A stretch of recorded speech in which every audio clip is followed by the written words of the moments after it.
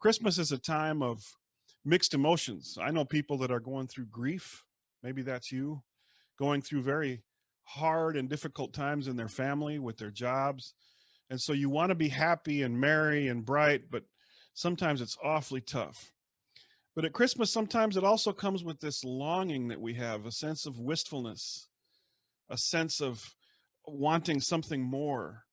And a lot of that we find with people that look for satisfaction in physical things or earthly things, and they never really find that satisfaction. No matter what you ask for Christmas, the gift is never going to match up to your expectations. No matter what expectations you have for your Christmas celebration, it's never going to fill that hole in your heart that you're going to find later. And that's what Christians face sometimes, especially at Christmas. We have so many high expectations. I read an article the other day by Andrew Klavan. He's a writer for thedailywire.com. And this was a really powerful article. I want to share that with you today. It's called Have Yourself a Merry Little Christmas. Andrew Klavan. My favorite Christmas song, written in anything like the modern era, after songs like Silent Night, Hark the Herald Angels Sing and Adeste Fidelis, is Have Yourself a Merry Little Christmas. It was first introduced by Judy Garland in the 1944 hit Meet Me in St. Louis.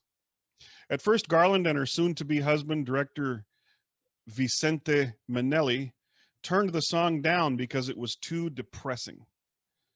Lyricist Hugh Martin made the necessary changes, but the song remains a sorrowful one. Have yourself a merry little Christmas.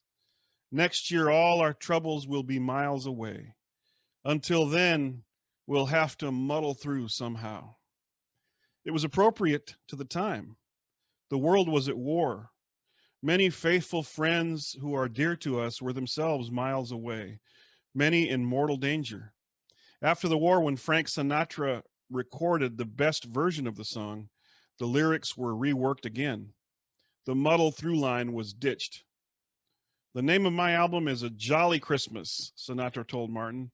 Do you think you would jolly up that line for me a little bit? But still, the song retains its wistfulness. That's what I like so much about it. It has the feeling of a joy expected, but out of reach. That's, of course, as appropriate to this year as it was to the year it was written.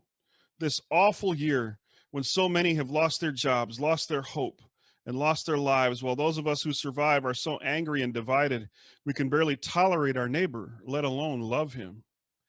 But more than that, a wistful sense of a joy expected, but out of reach, is really at the heart of every Christmas season, even in good times. Joy, C.S. Lewis once wrote, is distinct not only from pleasure in general, but even from aesthetic pleasure. It must have the stab, the pang, the inconsolable longing. The reason for this is that every consolation we seek in life, sex, love, beauty, money, pleasure, power, is only a poor representative of something beyond itself. Those who dedicate their lives to pursuing the symbolic rather than the thing the symbol represents invariably end up disappointed or worse.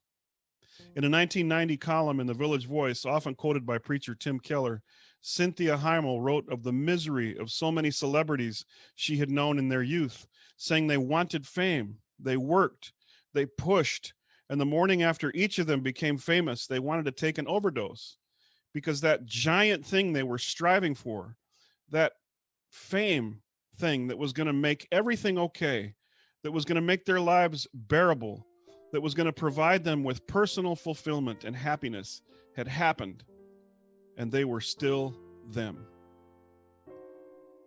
That thing we want, that thing the riches of the world can only represent, that thing that seems so near and yet so maddening out of reach, is the love the God who made us in his image, the only real North Star of our life's journey, the only true guidepost to becoming the person we were made to be. On the first Christmas, that longed for something broke the barrier and came into our earthly plane. When we celebrate that day, we boldly declare our faith in the reality of that event and the truth of its meaning. God is truly here for us. We are not yearning in vain. Maybe in this year of anger and pain, when we all have to muddle through somehow, it would be good to remember that the people we disagree with most, the people we hate most, the people we so want to throttle most are desperately yearning to, suffering to, and striving for a thing they can't quite reach. And many of them may not have our hope, our Christmas faith. Jesus did not tell us to love our enemies, or our neighbors for that matter, because he thought it would make them better people or the world a better place.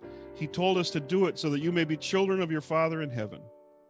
He causes the sun to rise on the evil and the good, and sends rain on the righteous and on the unrighteous. To love like that is to taste in this vale of tears, the veil beyond, the thing we long for, because that is the reality that this reality can only half express. God loves you, the left and the right, the black and the white, the straight-laced and the freaky, his image, everyone. So have yourself a merry little Christmas, because that faraway joy is more real than all our troubles, more real than the world. Have yourself a merry little Christmas.